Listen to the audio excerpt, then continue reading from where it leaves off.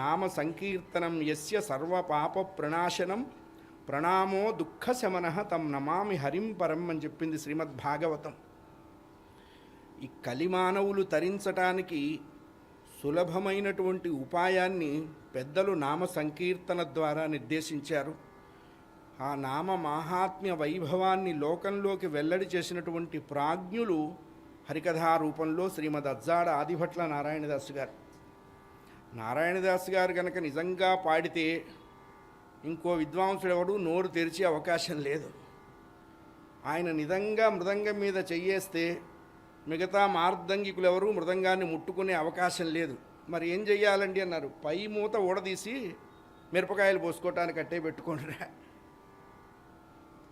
చెళ్లపిళ్ళ వెంకటశాస్త్రి గారు చెప్పారట నారాయణదాస్ గారిని, బావా నువ్వు హరికథలో ఉన్నావు కాబట్టి బతికానరా, అదే సంగీత సాహిత్యాల్లోకి వస్తే ఒక తల మీద సాహిత్యకారుల యొక్క తల మీద ఒక పాదం, సంగీతకారుల తల మీద ఒక పాదం, 2 పాదాలు పెట్టేవాడు.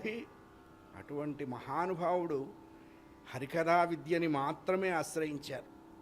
నా అదృష్టం ఏమిటంటే వారికి ప్రథమ ప్రశిష్య వర్గంలో నేనే మొదటివాడిని నారాయణదాస్ గారు.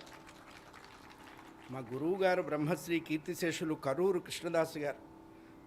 శ్రీవారి వద్ద 14 ఏళ్ళు ప్రత్యక్ష విద్యాభ్యాసం చేసినటువంటి మహానుభావులు.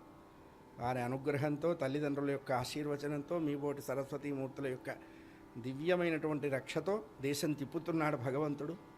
ఇవాళ ఇందులో వచ్చాం. అయ్యా, ఎన్నగరాని పుణ్యమునరించిన దేమకు ఆంధ్రమాత. ఇప్పుడే కాఫీ ఇచ్చారు, నేను కాఫీ పాడాలి. ఆ పాకి ఒత్తులేదండోయ్. మా వాళ్ళకి కాఫీలు టీలు బాగా అలవాటై రాగానికి కూడా కాఫీ కాఫీ కాఫీ అంటున్నారు. కాఫీనే ఒత్తులేదు.